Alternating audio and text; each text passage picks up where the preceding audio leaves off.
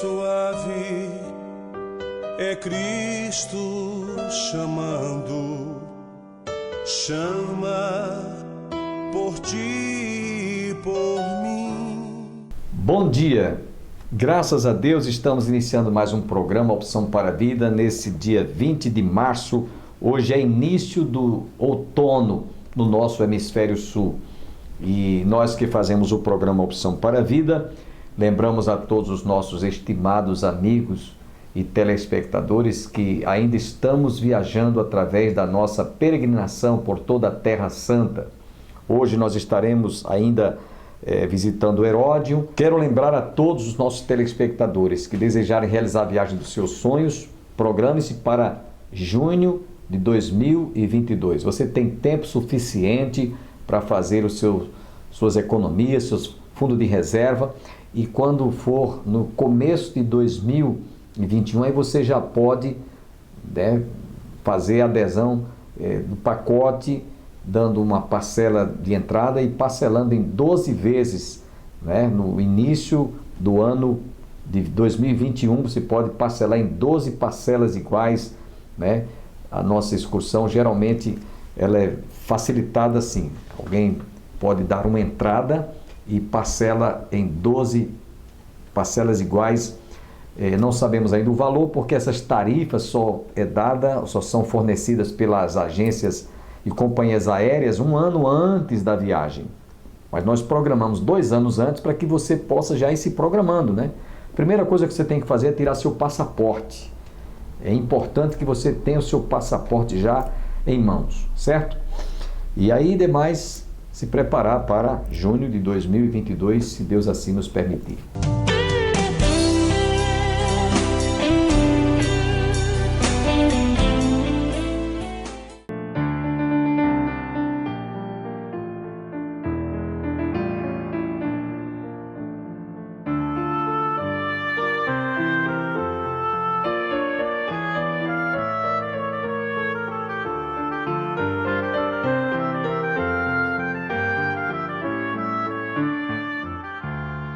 הנה מה טוב ומה נעים שבט אחים קם יחד הנה מה טוב ומה נעים שבט אחים קם יחד הנה מה טוב שבט אחים קם יחד הנה מה טוב שבט אחים קם יחד הנה מה טוב ומה נעים שבט אחים קם יחד הנה מה טוב ומה נעים שבט אחים קם יחד הנה מה טוב שבט אחים קם יחד הנה מה טוב שבט אחים קם יחד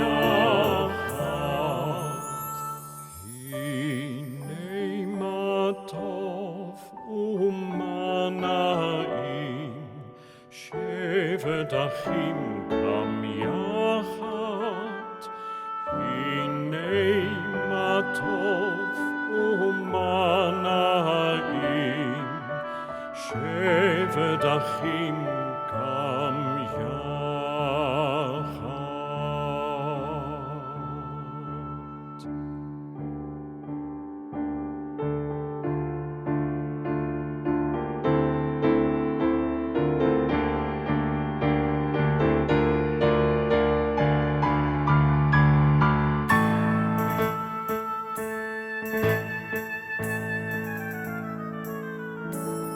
יחד הנה מה טוב ומה נעים שבט אחים קם יחד הנה מה טוב ומה נעים שבט אחים קם יחד הנה מה טוב שבט אחים קם יחד הנה מה טוב שבט אחים קם יחד הנה מה טוב ומה נעים שבט אחים קם יחד הנה מה טוב ומה נעים שבט אחים chama o nome do local que a gente conhece em português como Museu do Holocausto. Mas isso aqui não é simplesmente um Museu do Holocausto. O Museu do Holocausto tem em muitos lugares do mundo, inclusive no Brasil, há uns 5 anos atrás, mais ou menos, inaugurou o primeiro Museu do Holocausto no Brasil, que é em Curitiba. Quem estiver lá é muito interessante. Mas isso aqui não é simplesmente um museu, isso aqui é um centro de estudos do Holocausto. Então aqui, além do museu principal, que é o Museu de História, que eu recomendo para vocês irem, aqui tem o maior arquivo de documentos do Holocausto. Aqui tem centros de estudo, centros de ensino. Professores do mundo todo vêm para cá para aprender sobre o Holocausto para ensinar nos seus países. E aqui também tem dezenas de memoriais. Então, pessoal, olhem o tamanho dessa montanha, tudo isso aqui é o Museu do Holocausto, do início ao final. A minha sugestão é que nesse tempo que vocês tiverem, vocês vão no museu principal, que é o Museu Histórico. Estão vendo essa tripa aqui?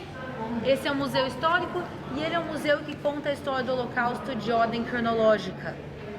Quer dizer, quando vocês entram, vocês vão ver um filme na parede que mostra a vida judaica da Europa pré-Holocausto, pessoal. Hoje em dia, a comunidade judaica na Europa é muito pequena, mas se a gente voltasse na época pré-Holocausto, países inteiros tinham comunidades judaicas lindas, maravilhosas, crescendo, florescendo.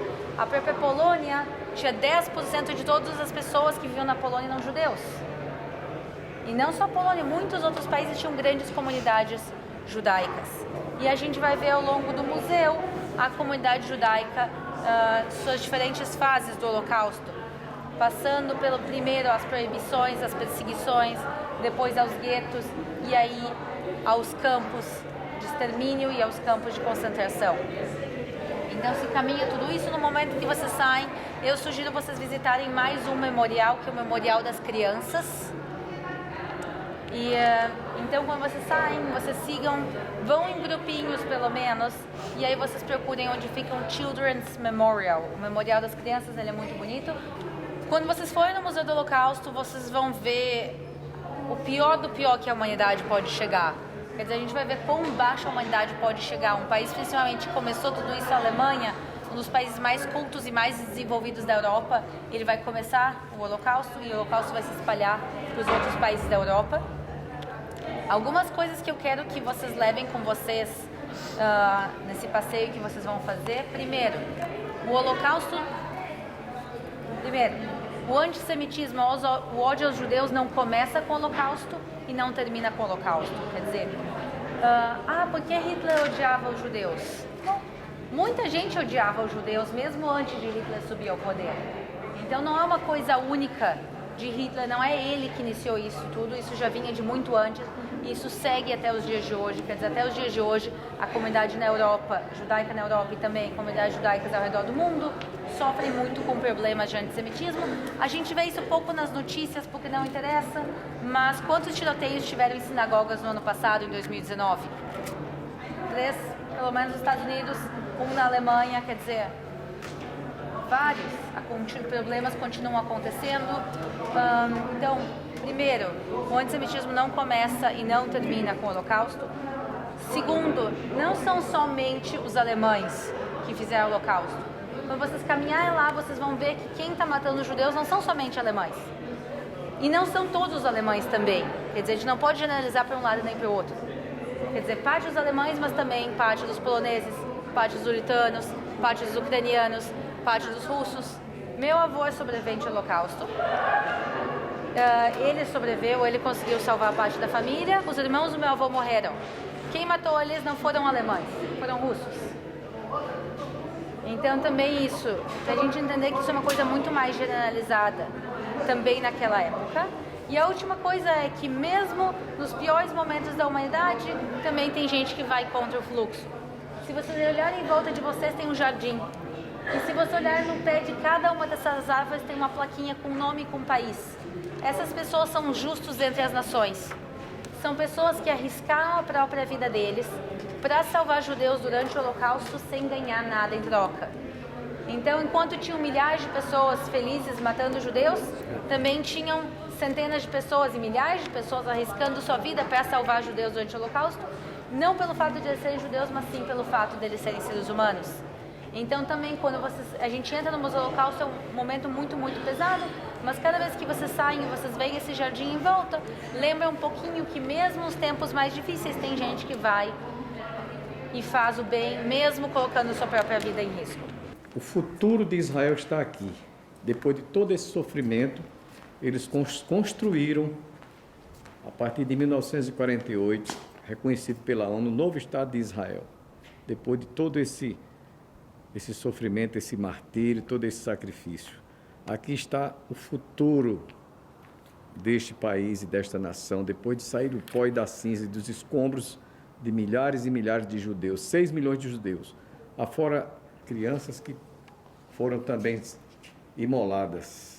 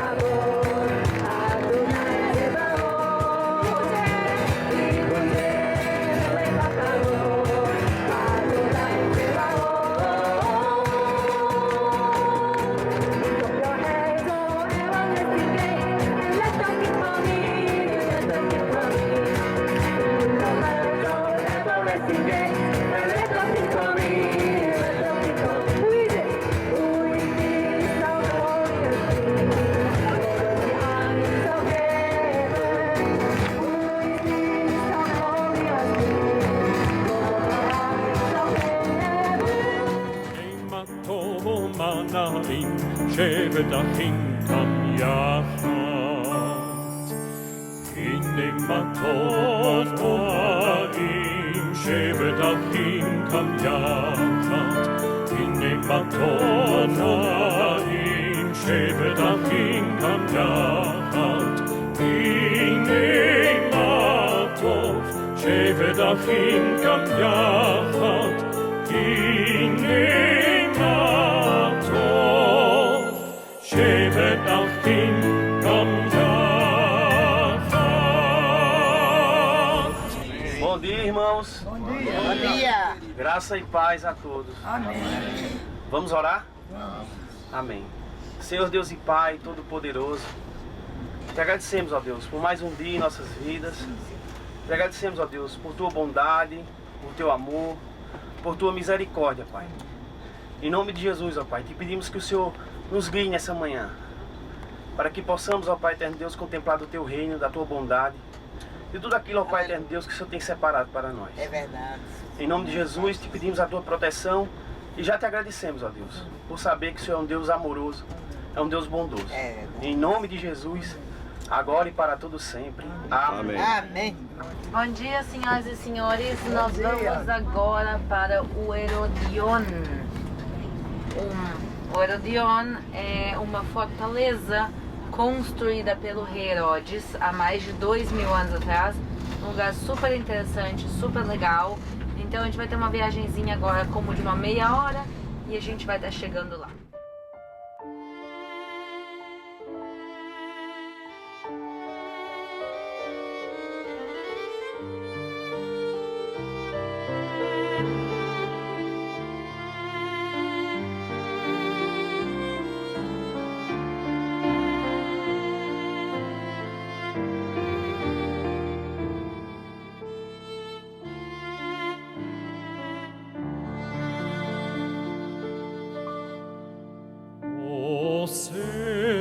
Shalom bimromav, uyasi shalom aleinu, ve'al kol Yisrael, ve'imro, amen.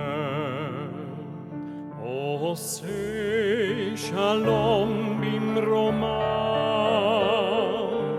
uyasi shalom aleinu, ve'al kol Yisrael, ve'imro, amen. Yasi shalom, Yasi shalom, shalom aleinu ve'al kol Yisrael. Yasi shalom, shalom aleinu ve'al kol Yisrael. Yasi shalom, shalom aleinu ve'al kol Yisrael. Yasi shalom, shalom aleinu ve'al kol Yisrael. Yasi shalom, shalom aleinu ve'al kol Yisrael. Yasi shalom. O rei Herodes, que era megalomaníaco, foi escolhido pelos romanos para ser o governador de Israel, por vários motivos, mas também um dos motivos é que ele ajudou os romanos a conquistarem Israel. E Herodes, por isso, participou de várias batalhas. Uma das batalhas que ele participou foi aqui. E aqui ele quase perdeu a vida dele, ele quase morreu aqui antes de se tornar rei. E por isso, uma vez que ele tornou rei, ele disse: eu quero construir uma fortaleza aqui. Daí chegam os engenheiros dele e dizem: querido Herodes, tem um problema. Como a gente vai construir uma fortaleza em uma parte baixa, uma planície? Escolhe, tem um monte de montanhas aqui em volta, escolhe um lugar alto, a gente faz. Ele diz: não, não quero nas montanhas, eu quero no vale, na planície, onde eu quase morri. Mas Herodes, pensa bem, tu precisa fazer a fortaleza em cima de uma montanha. E aqui não tem uma montanha. Bom, se não tem uma montanha, faça uma. E ele manda construir, claro, básico, pessoal, ele manda construir uma montanha artificial. O que vocês estão vendo aqui, pessoal, não é uma montanha natural, por isso o formato dela, ele é muito distante, é muito diferente das outras. Quando a gente está longe, tu olha de longe, tu vê que tem um formato meio cônico, meio estranho. Por quê? Porque a maior parte é feita pela mão do homem. Então ele constrói essa parte aqui de cima da montanha e aqui dentro ele constrói a fortaleza. E depois a fortaleza ela é para dentro da montanha. E aqui dentro da fortaleza tem o quê? Um castelo, pessoal. Não é que é uma fortaleza que a gente tem que viver que nem pobre. A gente quer piscina, a gente quer vida de luxo. E por isso ele vai construir várias coisas aqui de luxo. Então aqui dentro vai ter piscinas aquecidas, sauna, coisa assim básica. Ali embaixo também vai ter o que a gente chama a Herodion Baixa, que é a parte baixa da cidade. E entre outras coisas a gente viu isso aqui. Quando a gente estava passando no ônibus, eu disse: olha para o lado, vejam as colunas aqui de dentro. E a piscina. E no meio da piscina tem uma Ilha. Ilha. Pra quê? Pra nada. Pra curtir a vida. Pra curtir a vida. Herodes também gostava de uma boa vida. Agora, Herodes, nas construções que ele faz, ele nunca coloca nada a seu nome, ele sempre coloca nome dos outros. Olha aí, tá vendo? Ele coloca. É um altruísta. Não, principalmente ele coloca em homenagem a Roma e aos imperadores romanos, outra vez é puxa-saco. Então, por exemplo, ele constrói a cidade Cesareia Marítima, a cidade Cesareia, outra vez o nome é César, Cesareia Marítima. Ele, por exemplo, faz a fortaleza de Antônia, onde Jesus vai ser julgado e condenado, vai ser em homenagem a Marco Antônio e assim por diante. A exceção vai ser o Herodion. Herodion de Herodes é o único lugar que ele coloca em homenagem a ele mesmo. E ele escolhe que aqui vai ser o local onde ele vai ser sepultado. Então, vendo isso aqui, esse aqui é o mausoléu de Herodes, ou pelo menos como ele se parecia. Os textos antigos de Flávio Josefo, que viveu nessa época mais ou menos, um pouquinho depois dessa época ele viveu, ele conta que Herodes vai ser enterrado em Herodion. E os arqueólogos, pessoal, anos procuraram onde Herodes foi enterrado, porque a gente sabe onde é Herodion. Tem a fortaleza, eles cavam na fortaleza e não acham. Eu disse, bom, se ele não está enterrado aqui em cima, onde ele tem que estar enterrado? Lá embaixo. Cavam e não acham. E voltam para cima, e voltam para baixo, e voltam para cima, e voltam para baixo. E até que algum dia, por acaso, alguém pensou, bom, se ele não está enterrado em cima, não está enterrado embaixo, onde é que ele está enterrado? No meio. E aí se encontrou. O que acontece é que depois que Herodes morre, vem pra cá pessoas e destroem completamente o mausoléu dele, pegam o sarcófago de Herodes e rolam montanha abaixo, destroem o sarcófago dele, o sarcófago da esposa e um terceiro sarcófago que tá lá, que a gente não sabe de quem era. Estava ele, a esposa e mais alguém. Mas jogam os sarcófagos completamente, destroem o mausoléu, e por isso quando vieram os arqueólogos eles não conseguiam achar, porque foi completamente destruído, porque Herodes naquela época também era uma pessoa extremamente controversa, que por um lado foi um grande período de crescimento econômico de Israel, tinha emprego, tinha coisa acontecendo, tinha relativamente paz em Israel, não tinha guerras e não tinham rebeliões. Por outro lado, ele foi o que ajudou a trazer os romanos para Israel, ele ajudou os romanos a ganharem a guerra e ajudou Israel a virar de uma província, de uma zona independente, de um país independente judaico, a uma colônia, a uma província romana. E também, além disso, ele matou a mulher, os filhos, ele matou qualquer oponente que ousasse falar contra ele. Então, aqui é um dos auges da megalomania e da loucura de Herodes. E o que a gente vai fazer agora? A gente vai subir a montanha e a gente vai conhecer a parte de cima da fortaleza e do castelo de Herodes de Herodion. Vamos lá?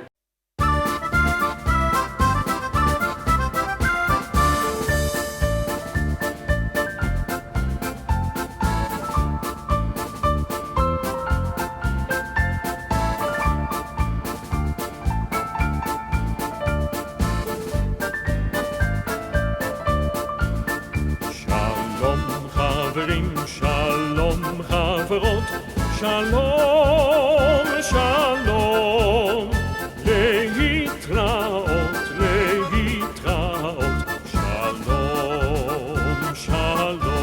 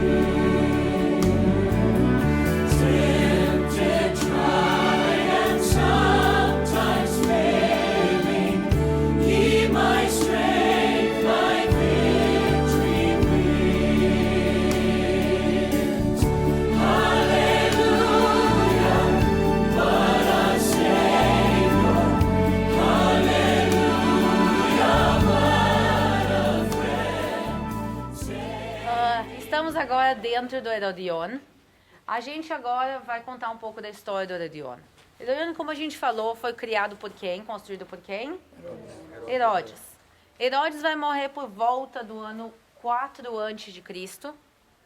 E quando ele morre, quem vai assumir o poder vão ser os filhos dele. Os 3 filhos dele vão assumir o poder, um na Galileia, um nas colinas do Golã e um aqui na Judeia.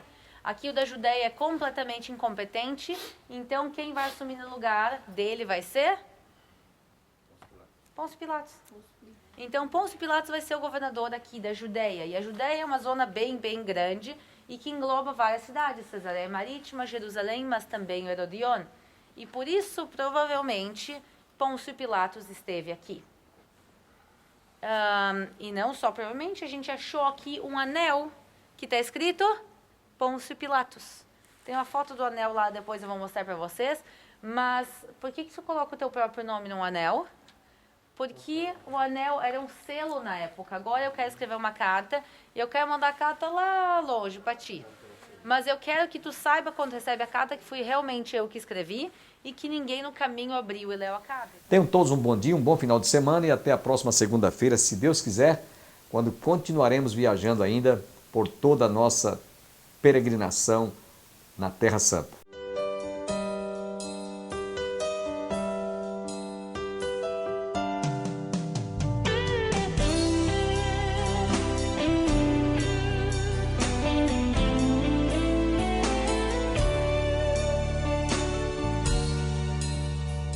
Manso e suave é Cristo chamando, chama por ti, por